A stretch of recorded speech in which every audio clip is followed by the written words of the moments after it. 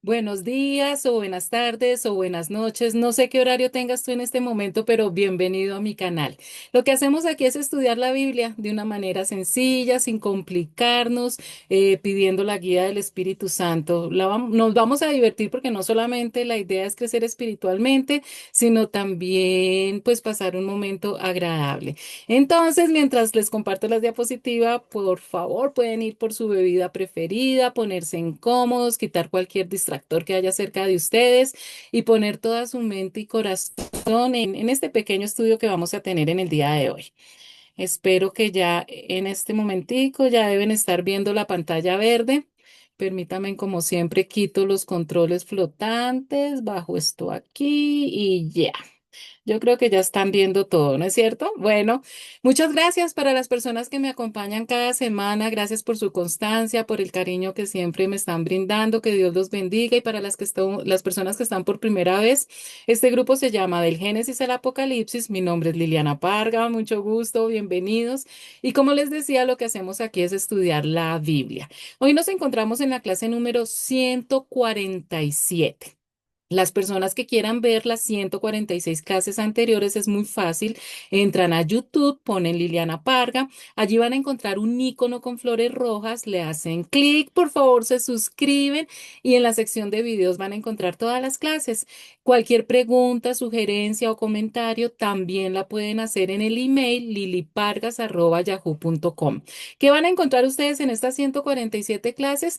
Todos los libros del Nuevo Testamento explicados versículo por versículo. Y nos encontramos en este momento estudiando los libros del Antiguo Testamento.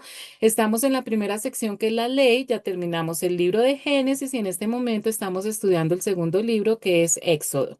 Como siempre, me gusta recordar los puntos claves de la clase anterior, no solamente para que se pongan en contexto las personas que entran por primera vez, que les recomiendo empezar desde el principio y sobre todo para que las personas que me vienen acompañando pues unan la historia que hemos estado viendo con lo que la nueva historia que vamos a ver en el día de hoy.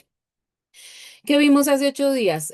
Vimos cómo Moisés y su hermano Aarón visitan al faraón por orden de Dios y no le están pidiendo un favor al faraón, sino que simplemente le están transmitiendo un mandato firme de parte del Dios verdadero. Y esta escena establece el conflicto principal de todo el libro del éxito y es que queremos medir, se ve como en una balanza, a ver, ¿qué es más fuerte? ¿El poder político y humano de Egipto o el poder único del Dios verdadero? Pues sabemos la respuesta, pero ellos no tenían ni idea.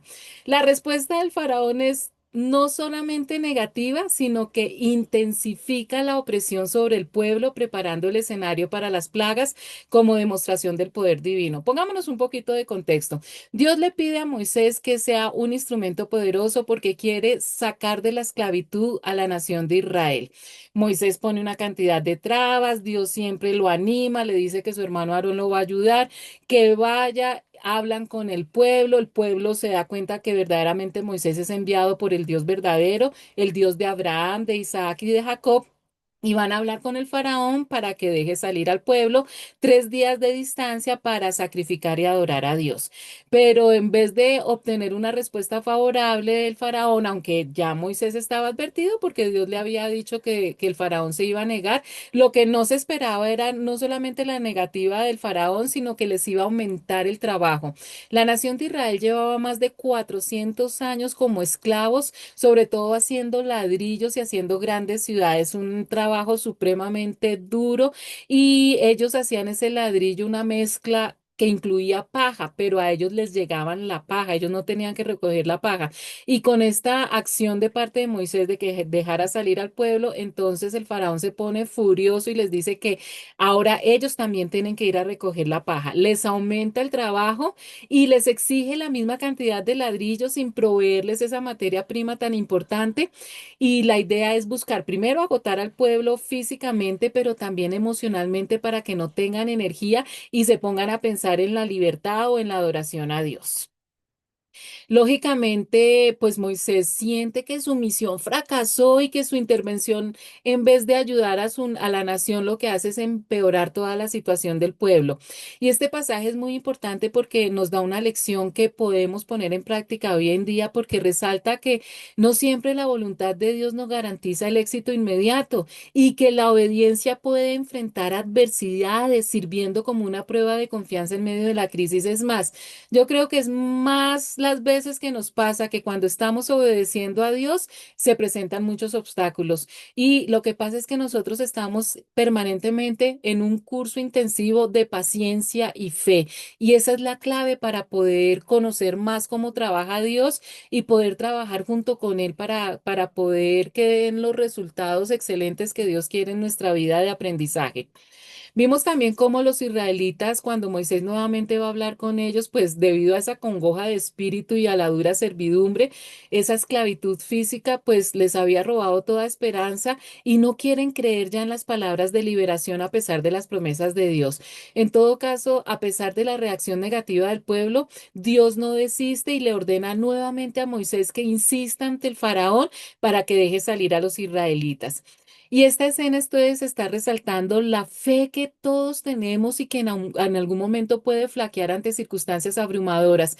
Y hablábamos que si estos grandes hombres de Dios, estos instrumentos de la Biblia que nosotros vemos como gigantes y héroes que lo son, también flaquearon en su fe, pues mucho más nosotros que no tenemos esas evidencias tan claras como la tuvo Moisés de hablar directamente con Dios.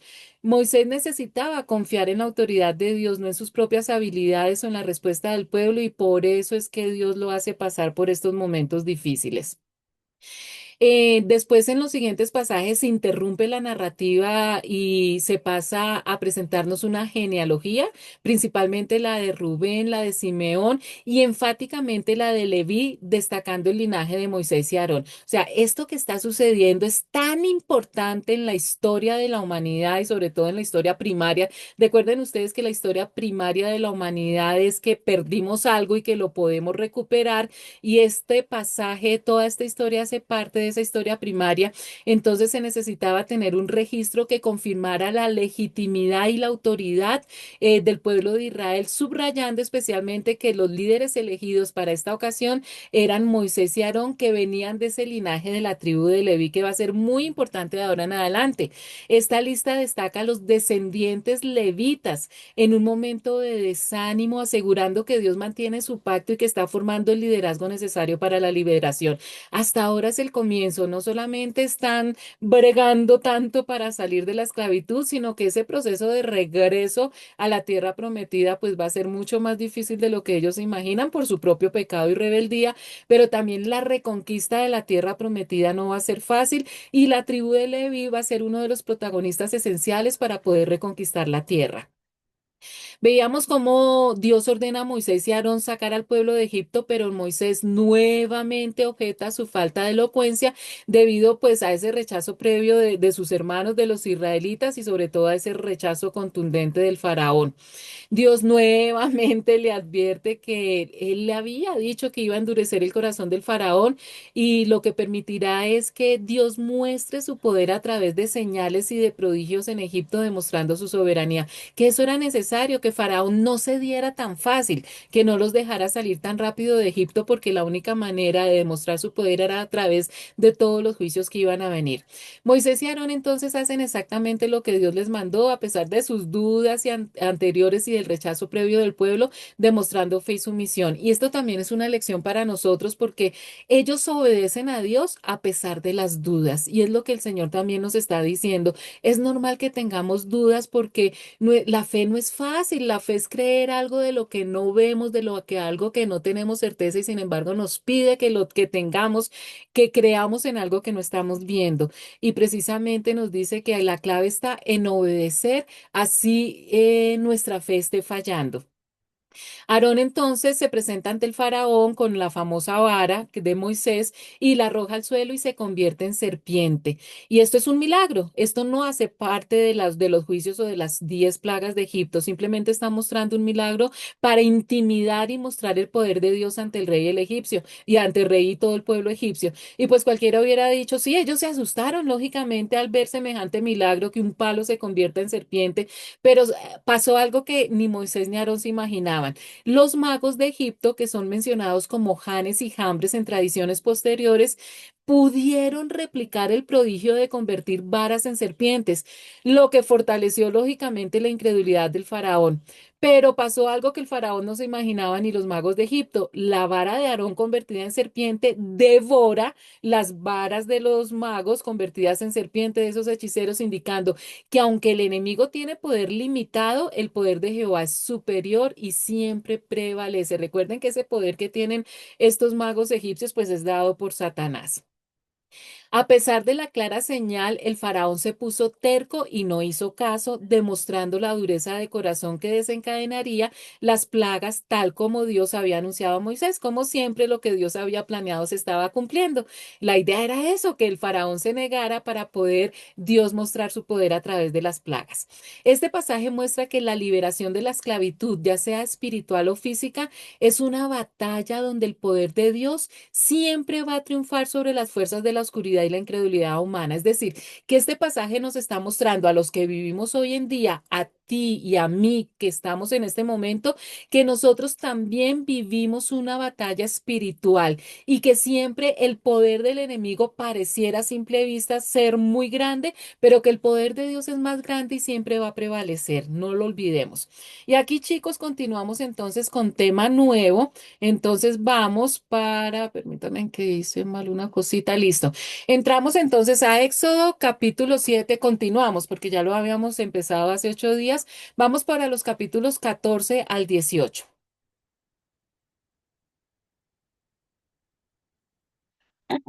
Entonces, dice.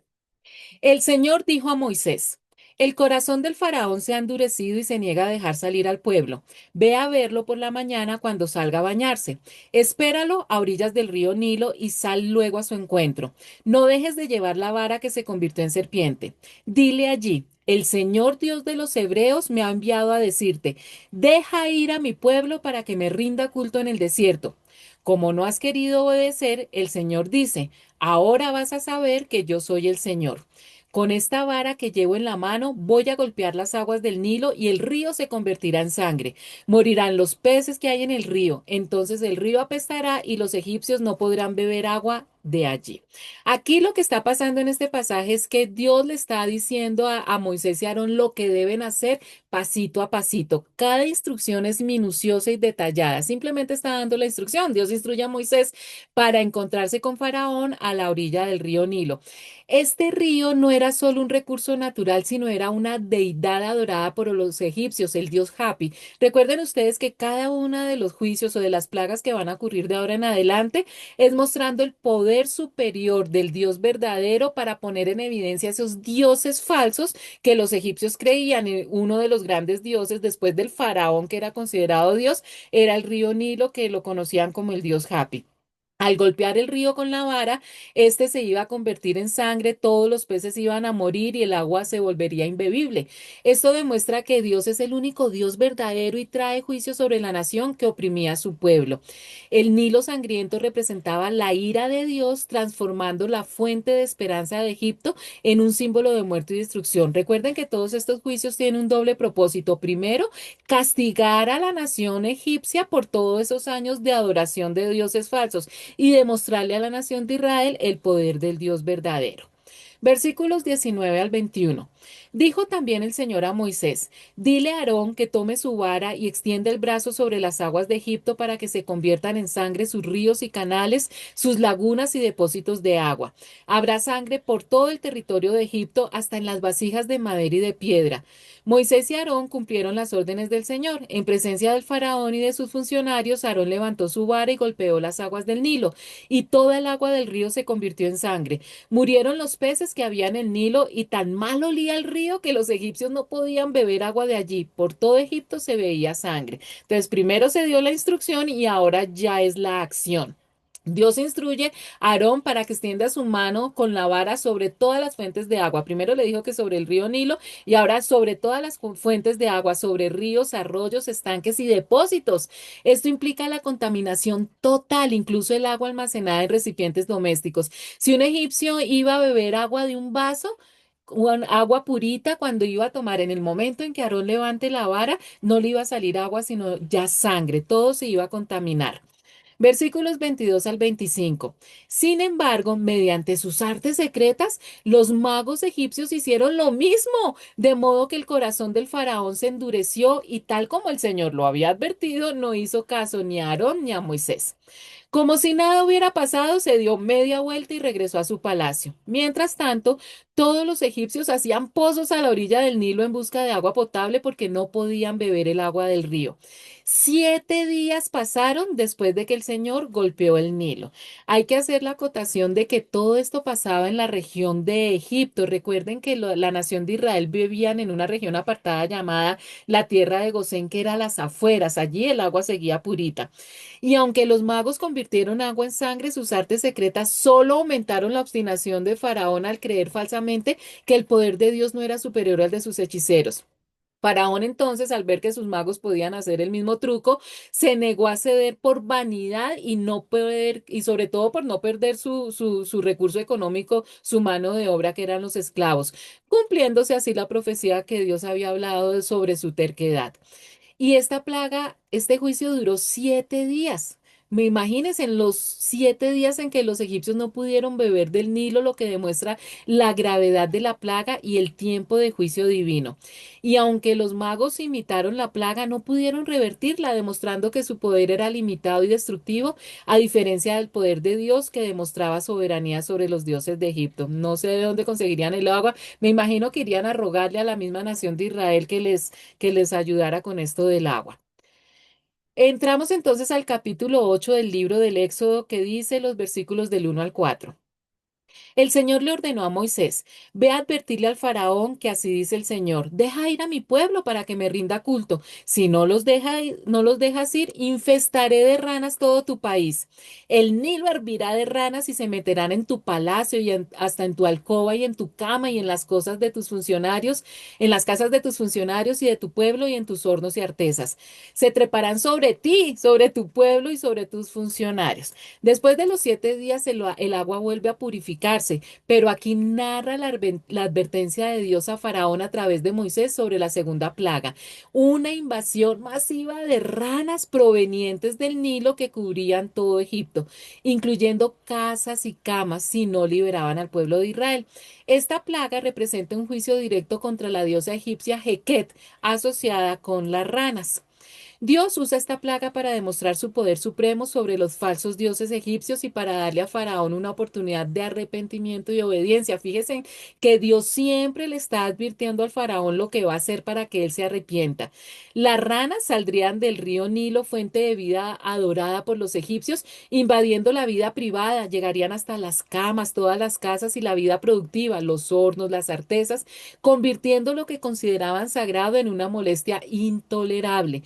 La plaga de ranas simboliza cómo el pecado y la rebeldía contra Dios desordenan la vida entrando en el espacio personal y familiar. No era una plaga que fuera contra la vida ni les iba a hacer daño, pero qué molestia, qué jartera, rompiendo, tumbando y ensuciando todo, ranas babosas, horrible, metiéndose en todas partes, subiendo, y el Dios les dice que subiéndose en sus cuerpos y de todo. Un fastidio de plaga. Versículos 5 al 7. Luego el Señor dijo a Moisés, dile a Aarón que extienda su vara sobre ríos, canales y lagunas para que todo Egipto se llene de ranas. Aarón extendió su brazo sobre las aguas de Egipto y las ranas llegaron a cubrir todo el país. Pero mediante sus artes secretas, los magos hicieron lo mismo, de modo que hicieron venir ranas sobre todo Egipto. Y aquí pasa algo curioso, hasta cómico, porque Dios instruye a Moisés para que Aarón extienda su vara sobre los ríos, arroyos y estanques, simbolizando el control divino sobre las fuentes de vida y la fertilidad de Egipto. Recuerde que Moisés es el instrumento de Dios y Aarón es el instrumento de Moisés. Aarón obedece y las ranas cubren toda la tierra invadiendo casas, camas y hornos. Recuerden que esta plaga no llega a donde viven los israelitas. Los magos egipcios también trajeron ranas con sus artes secretas. Recuerden que este poder es dado por Satanás, pero ellos dándoselas de que podían hacer lo mismo, lo que hicieron fue afectar más a la nación egipcia porque cuando ellos hacen el truco llegan más ranas. Están atacando más a su propia nación.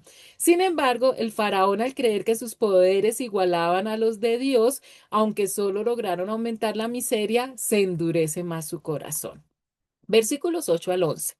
Entonces el faraón mandó llamar a Moisés y a Aarón y les dijo, ruéguenle al Señor que aleje las ranas de mí y de mi pueblo, y yo dejaré ir al pueblo para que le ofrezca sacrificios.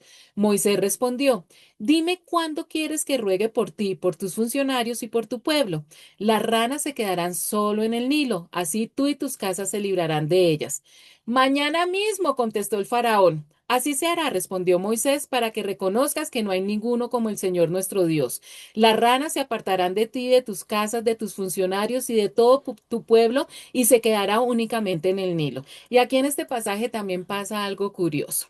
Aunque los hechiceros egipcios imitan la plaga con sus artes, no pueden detenerla, subrayando que su poder es limitado e inferior al de Jehová. Al principio, cuando el faraón ve que sus magos pueden también replicar el truco, pues se enorgullece y se endurece. Pero cuando le dice a sus funcionarios que bueno, que ya está listo, que las ranas se vayan, ellos no pueden quitar las ranas, y es cuando acude nuevamente a Moisés, ahí sí, supuestamente, humildemente, a rogarle a Moisés que le ruegue a Dios que se lleve las ranas. Faraón reconoce la superioridad de Dios momentáneamente al pedir a Moisés que ore por el cese de la plaga. Y miren que aquí pasa algo curioso. Moisés le da el control de fijar el tiempo. Es decir, Moisés le dice, dime cuándo quieres que las ranas se vayan y se irán inmediatamente. Cualquier persona acuerda, ¿qué diría? ¿Qué hubieras contestado tú si te dicen cuándo quieres que se vayan las ranas? Pues uno dice, inmediatamente, no quiero ver una rana nunca más, que se vayan ya. Pero sorprendentemente el faraón dice, mañana. Mañana, que el juicio dure más tiempo, que las ranas se vayan mañana. Y a propósito de esta respuesta del faraón, les quiero comentar de una prédica muy buena que a mí me gustó mucho, independientemente si a ti te gusta este pastor o no te gusta. Yo siempre les digo que a este pastor hay que escucharlo con sabiduría, pero la Biblia nos dice que nosotros debemos consultarlo todo y quedarnos con lo bueno. Entonces, definitivamente hay una charla de Dante Gebel que se llama Otra noche con las ranas, que se la recomiendo, la pueden escuchar en YouTube. Versículos 12 al 15. Tan pronto como salieron Moisés y Aarón de hablar con el faraón, Moisés clamó al Señor en cuanto a las ranas que había mandado sobre el faraón. El Señor atendió los ruegos de Moisés y las ranas comenzaron a morirse en las casas, en los patios y en los campos. La gente las recogía y las amontonaba y el hedor de las ranas llenaba el país. Pero en cuanto el faraón experimentó alivio, endureció su corazón y tal como el Señor lo había advertido, ya no quiso saber nada de Moisés ni de Aarón. Pues y pasa lo que debía suceder. Las ranas van a desaparecer, pero no como nos hubiéramos imaginado. Pues la verdad yo me hubiera imaginado que Moisés ora y las ranas solitas saltando iban a volver a los ríos, a los estanques, pero no, se mueren dejando un olor insoportable. Ya no hay ranas, sino cadáveres de ranas por todas partes, por las casas, en las camas, en las vasijas, en las ollas. Terrible, evidenciando la magnitud del desastre y la corrupción que el pecado trae sobre la tierra. Pero incomprensiblemente, al sentir alivio el faraón de no ver las ranas saltando, rompe su promesa y este acto subraya un patrón de rebeldía deliberada. donde cede ante la presión, pero vuelve a su terquedad cuando el alivio llega. Y este pasaje muestra la misericordia de Dios al dar oportunidades de arrepentimiento, pero también advierte sobre los peligros de ignorar la voluntad divina. El faraón no era el que tenía que recoger los cadáveres de las ranas. Él mandó a todos sus sirvientes, vio que las ranas ya no se estaban moviendo por ahí y su corazón nuevamente niega dejar salir al pueblo. Versículos 16 al 19. El Señor ordenó a Moisés que dijera a Aarón: extiende tu vara y golpea el suelo para que en todo Egipto el polvo se convierta en mosquitos. Así lo hizo, y Aarón extendió su brazo, golpeó el suelo con la vara, y del polvo salieron mosquitos que picaban a hombres y animales.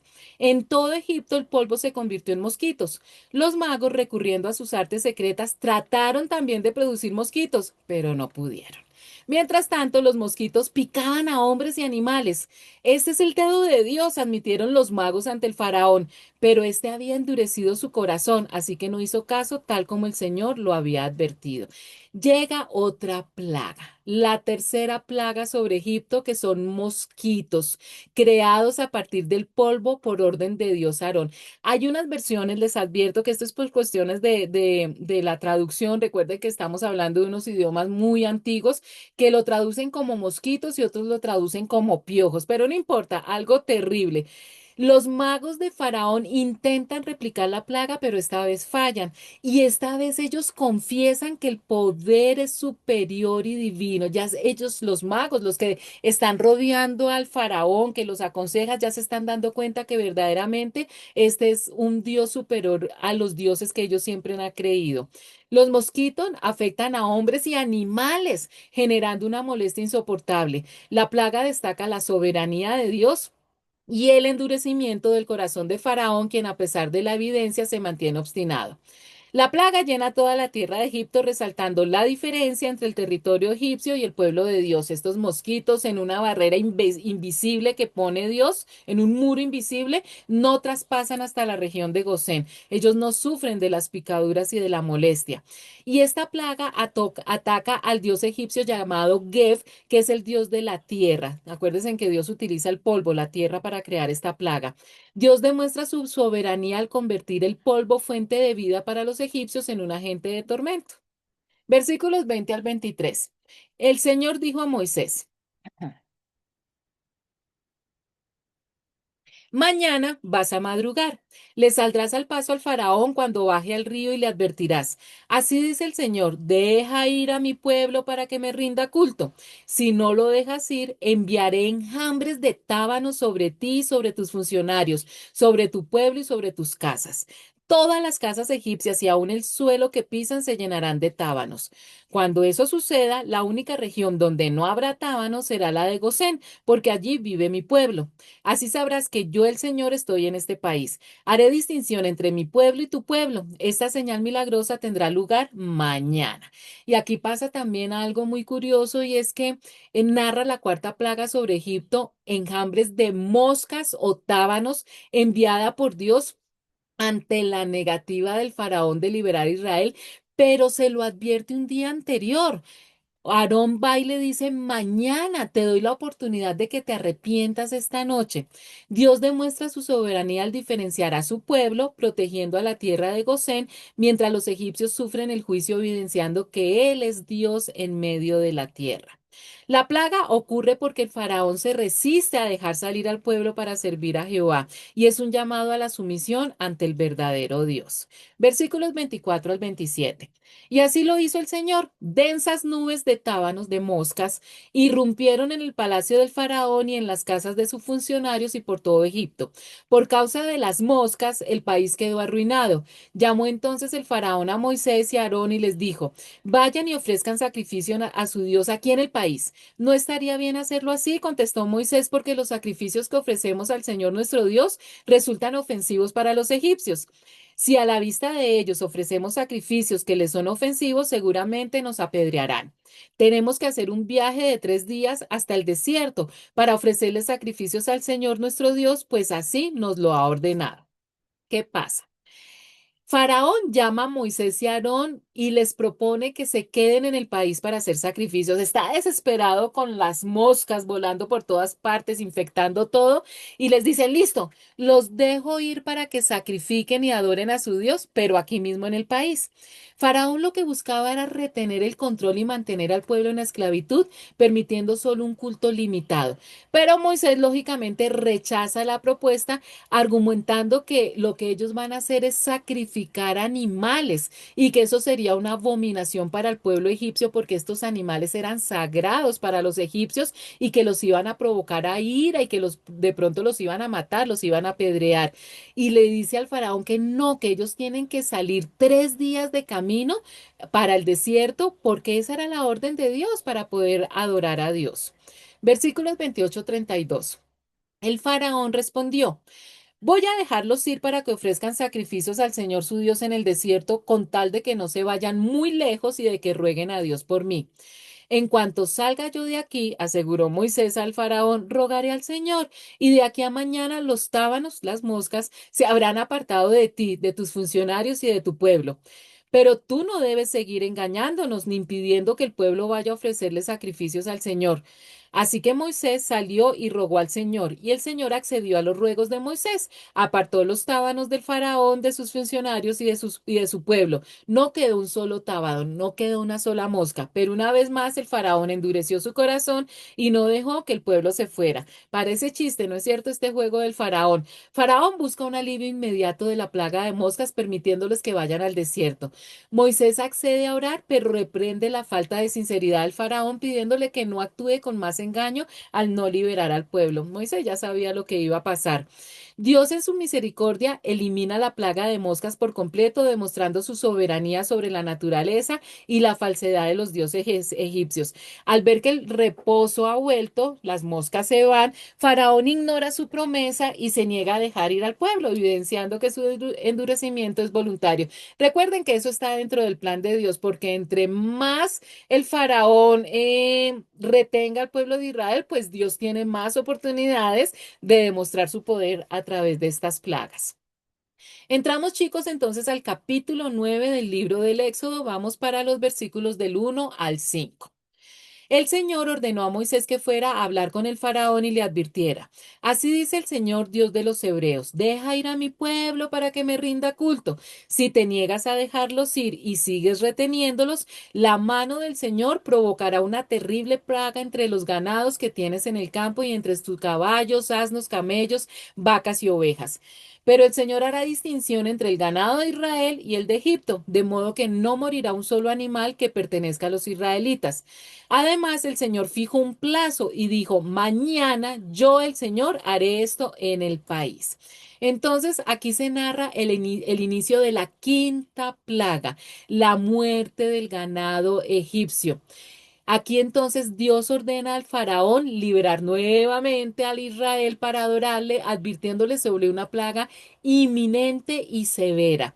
Dios establece una clara distinción nuevamente, protegiendo al ganado israelita mientras destruye el egipcio, demostrando su soberanía y poder. Y esto es muy importante, chicos, porque recuerda que en la época de José, la nación egipcia se enriqueció tanto que llegó a ser un imperio por la estrategia de Dios dada a José cuando los años de hambruna, que para comprar trigo, la gente primero llevó el dinero, llevó el oro, la plata, cuando les acabó, llevaron los animales, cuando se les acabó, entregaron sus tierras y hasta ellos mismos se entregaron como esclavos. Toda esta estrategia de José hizo que el imperio egipcio creciera y se enriqueciera. Pero como Egipto ahora está tratando mal a los descendientes de José, así como Dios hizo que prosperara la nación egipcia, aquí la está acabando económicamente. Y sin embargo, Dios tiene misericordia porque nuevamente fija un plazo específico, les dice mañana, demostrando que Dios controla el tiempo, que Dios controla la naturaleza y que diferencia de un desastre natural fortuito al separarlo de todo lo que va a caer en la región egipcia, de la región de Gosén, donde está Israel. Y esto es el principio de la ruina total de Egipto hasta el día de hoy, de ser una potencia, de ser un imperio tan rico, gracias a la nación de Israel, por su pecado a través de Israel como instrumento quedan en la ruina. Versículo 6-7. En efecto, al día siguiente, así lo hizo el Señor. Murió todo el ganado de los egipcios, pero del ganado de los israelitos no murió ni un solo animal. Envió el faraón gente a ver los ganados de los israelitas y se encontraron con que ni un solo animal había muerto. Sin embargo, el faraón había endurecido su corazón y no quiso dejar ir al pueblo. Es que si ustedes ven algunos estudios sobre estas plagas, han habido gente que quiere buscarle por todas partes cinco patas al gato diciendo que todo esto eran consecuencias naturales desde el momento en que ocurrió algo que contaminó las aguas y salieron las ranas y las enfermedades. O sea, buscarle una explicación científica que sí la tiene, pero quitándole toda la mano a Dios de su poder sobrenatural. Cualquier cosa se puede explicar científicamente que hubiera ocurrido y que se hubiera desatado una tras otra todas estas plagas, pero no se puede explicar en ningún momento de una manera científica y racional y quitarle ese poder sobrenatural a estas plagas, cuando todo esto pasa solamente en una pequeña región y en la región que está al lado no sucede nada de esto. Aquí vemos el poder sobrenatural de Dios protegiendo a la nación de Israel. Tal como advirtió Moisés al día siguiente, la peste mató al ganado de los egipcios, pero no afectó a los israelitas, demostrando que Dios controla la naturaleza y protege a los suyos.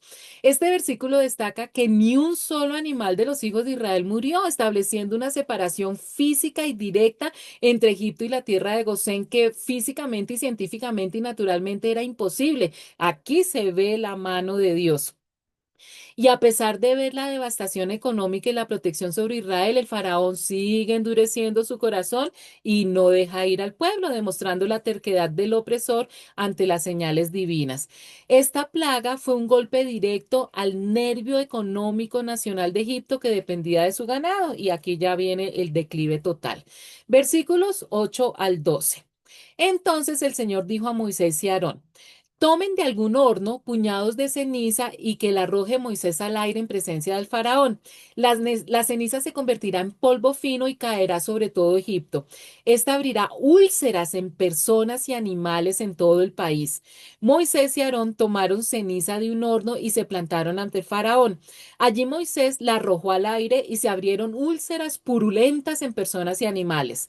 Los magos no pudieron enfrentarse a Moisés, pues ellos y todos los egipcios tenían úlceras, pero el Señor endureció el corazón del faraón y tal como el Señor se lo había advertido a Moisés, no quiso el faraón saber nada de Moisés ni de Aarón. Terrible, porque aquí empieza una de las plagas más espantosas y va en declive total. Dios le ordena a Moisés y a Aarón tomar ceniza de un horno, quizás simbolizando los hornos de la esclavitud de Egipto, y lanzar esas cenizas al aire.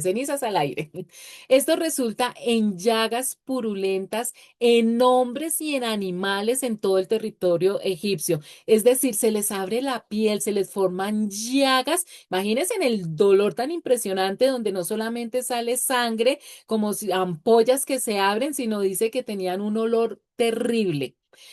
A diferencia de las plagas anteriores que dañaron la economía o el entorno, esta plaga afecta directamente el cuerpo de los egipcios, incluyendo a los animales. Y tanto los magos como todos los egipcios estaban enfermos, se enfermaron, por eso los magos ni siquiera pudieron presentarse ante Moisés.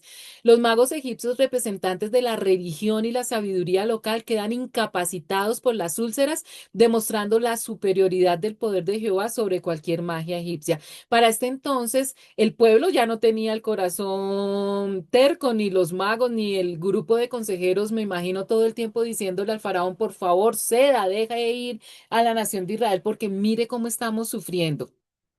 Versículos 13-17.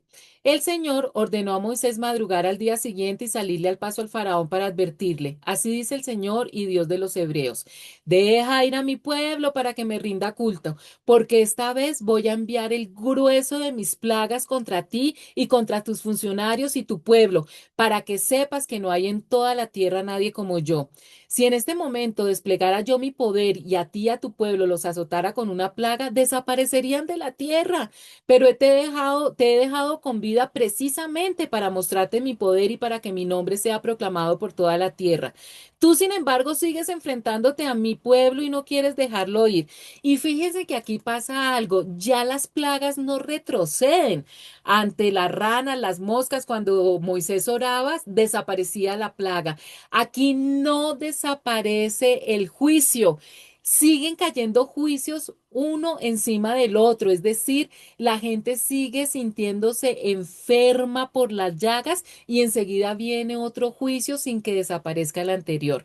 Este pasaje entonces narra la fuerte advertencia divina antes de la siguiente plaga, donde Dios nuevamente le exige al faraón liberar a Israel para servirle, demostrando su poder absoluto sobre Egipto y el mundo. Dios afirma que ha mantenido con vida al faraón para exhibir su soberanía y proclamar su nombre, advirtiéndole que la terquedad tiene un límite. Si Dios quiere, los puede desaparecer de la faz de la tierra. Dios advierte que esta plaga será inusualmente destructiva, diseñada para mostrar que no hay otro Dios como Jehová en toda la tierra. Y Dios le dice al faraón que no la ha destruido porque quiere seguirlos utilizándolos gracias a su obstinación para exhibir su poder, asegurando que su nombre sea conocido globalmente. Versículos 18 al 26. Por eso mañana a esta hora enviaré la peor granizada que haya caído en Egipto desde su fundación. Ordena inmediatamente que se pongan bajo techo tus ganados y todo lo que tengas en el campo, lo mismo personas que animales, porque el granizo caerá sobre los que anden al aire libre y los matará. Algunos funcionarios del faraón temieron la palabra del Señor y se apresuraron a poner bajo techo a sus esclavos y ganados, pero otros no hicieron caso de la palabra del Señor y dejaron en el campo a sus esclavos y ganados. Entonces el Señor dijo a Moisés, levanta los brazos al cielo para que en todo Egipto caiga granizo sobre la gente y los animales y sobre todo lo que crece en el campo. Moisés levantó su vara hacia el cielo y el Señor hizo que cayera granizo sobre todo Egipto. Envió truenos, granizo y rayos sobre toda la tierra. Llovió granizo y con el granizo caían rayos zigzagueantes. Nunca en toda la historia de Egipto como nación hubo una tormenta peor que esta. El granizo arrasó con todo lo que había en los campos de Egipto y con personas y animales. Acabó con todos los cultivos y destrozó todos los árboles. El único lugar en donde no granizó fue en la tierra de Gosén, donde estaban los israelitas. Un juicio cada vez más peor al anterior. A pesar de la gravedad de la plaga, Jehová ofrece una oportunidad de salvación. Aquellos egipcios que temieron la palabra del Señor pusieron a salvo a sus siervos y a su ganado, mostrando que la misericordia de Dios estaba disponible inclusive para aquellas personas que no creen en Él. El granizo mezclado con fuego destruyó cultivos, árboles, hombres y bestias que quedaron en el campo. Fue un ataque directo a la economía y agricultura egipcia. Y chicos, les recuerdo aquí una cosa para los que no han visto la explicación de Apocalipsis. Está desde la clase número 93. ¿Recuerdan? Esta plaga especialmente hace parte también de uno de los 21 juicios que va a caer sobre el planeta Tierra en la época de la gran tribulación. Aquí pasa en Egipto, mientras todo Egipto era azotado en la tierra de Gosén donde vivían los israelitas, no cayó ni un solo granizo. Y esto resalta nuevamente la protección de Dios sobre su pueblo y la separación que Dios estaba haciendo entre los suyos y los incrédulos, lo mismo que va a pasar en los últimos juicios que van a caer sobre el planeta Tierra. Versículos 27 al 35. Entonces el faraón mandó llamar a Moisés y a Aarón para decirles, esta vez reconozco mi pecado. El Señor ha actuado con justicia mientras yo y también mi pueblo hemos actuado mal. No voy a detenerlos más tiempo, voy a dejarlos ir, pero rueguen al Señor que truenos y granizo los hemos tenido de sobra. En cuanto yo salga de la ciudad, contestó Moisés, elevaré mis manos al Señor. Cesarán los truenos y dejará de granizar. Así sabrás que la tierra es del Señor. Sin embargo, yo sé que tú y tus funcionarios aún no tienen temor del Dios del Señor, de Dios el Señor. El lino y la cebada fueron destruidos ya que la cebada estaba en espiga y el lino en flor. Sin embargo, el trigo y el centeno no se echaron a perder porque maduran más tarde. Tan pronto como Moisés dejó al faraón y salió de la ciudad, elevó sus manos al Señor y enseguida cesaron los truenos y dejó de granizar y de llover sobre la tierra. Pero en cuanto vio el faraón que había cesado la lluvia, el granizo y los truenos, reincidió en su pecado. Tanto él como sus funcionarios endurecieron sus corazones. Tal como el Señor lo había advertido por medio de Moisés, el corazón del faraón fue endurecido y ya no dejó que los israelitas se fueran. Esto nunca más se volvió a repetir en la historia de la humanidad. Una persona tan endurecida de corazón ante tantas muestras de poder de Dios. Al principio, Faraón admite su pecado ante Moisés y Aarón bajo la presión del granizo destructor, llamando a Dios justo y a sí mismo y a su pueblo impíos. Pero es una admisión de culpa basada en el miedo, no en el arrepentimiento verdadero, ni en el respeto, ni en el amor, ni en el temor a Dios. Simplemente es por miedo. Moisés accede a orar para detener el granizo, demostrando el poder de Dios sobre la naturaleza, pero advierte que Faraón y sus siervos aún no temen a Jehová. Y hoy en día vemos muchas personas así, personas que ante una gran desastre, una catástrofe, empiezan a clamar el nombre de Dios, pero apenas pasa el desastre o la calamidad, se olvidan de Dios, no se arrepienten verdaderamente y sobre todo no se convierten, no aceptan a Jesucristo como Señor y Salvador. Nos dice que el granizo destruyó toda la cebada y el lino, cultivos principales para la economía, porque ya estaban florecidos, pero que el trigo y el centeno todavía no estaban florecidos y por eso no se alcanzaron a destruir. Al ver que el granizo y la lluvia cesaron, Faraón vuelve a pecar y se obstina demostrando que su arrepentimiento era superficial y estratégico, solamente para que la plaga cesara. Y chicos, hagamos entonces aquí un resumen de lo que hemos visto hasta el momento. Ya se acabó el tiempo, entonces Dios mediante, seguimos la siguiente semana. ¿Qué hemos visto ahora, hasta ahora entre estos juicios que están cayendo sobre Egipto? La plaga número uno, recuerden que las aguas del río Nilo se convierten en sangre, pero no solamente el río Nilo, sino todas las fuentes de agua. Y recuerdan que esto es Dios demostrando su poder para que ellos dejen de creer en el Dios del agua, el Dios Happy, que ellos creían que ese Dios era el que le daba el agua al río Nilo. La segunda plaga es la invasión de ranas y el dios falso que Dios estaba derrotando en este momento es el dios Jaquet, la diosa egipcia de la fertilidad y que ellos adoraban en una estatuilla que tenía la cabeza en forma de rana. La plaga número tres es la de los mosquitos, algunas versiones habla de piojos y va en contra del dios Gef, el dios egipcio de la tierra. Recuerdan que Dios utiliza el polvo de la tierra para crear esta plaga. La plaga número cuatro es la de las moscas o tábanos y aquí el dios que se quiere vencer es uno de los dioses más fuertes que hay todos los dioses que creían los egipcios y hoy en día también todas las personas que creen en todas estas artes demoníacas y estos dioses falsos que es el famosísimo señor de las moscas o Belcebú, uno de los dioses más poderosos, de los demonios más poderosos. Cuando hablo de los dioses es con D pequeña, recuerden que estamos hablando es de demonios porque solamente existe un Dios verdadero que es Jehová Yahvé, el tetragramatón, nunca lo olviden.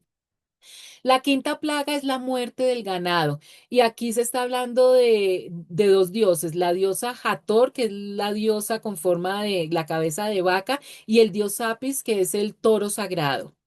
La sexta plaga, que son las úlceras que salen en el cuerpo, representa un juicio divino directo contra varias deidades egipcias relacionadas todas con la medicina, con la salud y con la protección. Por ejemplo, está el dios Inhotep, considerado el dios de la medicina y la curación, y la diosa Sekhmet, la diosa con cabeza de leona, que era la protectora contra las epidemias y causante de enfermedades. O sea, si era tan fuertes esos dioses que ellos creían, ¿por qué no evitaron estas plagas dadas por el Dios verdadero? Porque eran dioses falsos. Y la última plaga que vimos hoy es la séptima, que es la de granizo y fuego.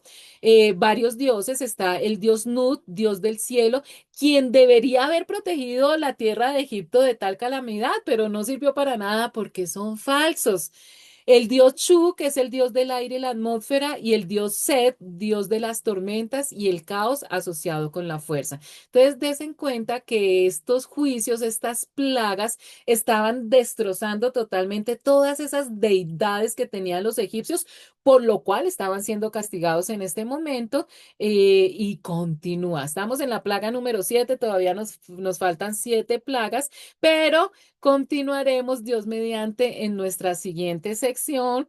Muchas gracias por la atención. Espero que tengan una semana hermosa, cogiditos de la mano del Señor Jesucristo, rogando siempre por salud, dinero y amor, que realmente, aunque lo más, son añadiduras, porque lo más importante, espero que todos los que estén viendo esta enseñanza ya tengan el regalo más grande que podemos tener cualquier ser humano, es haber recibido a Jesucristo como Señor y Salvador para poder recuperar el paraíso perdido. Ya tenemos la vida eterna, que es lo más importante, todo lo demás es añadidura. Chicos, bendiciones, nos vemos. Chao.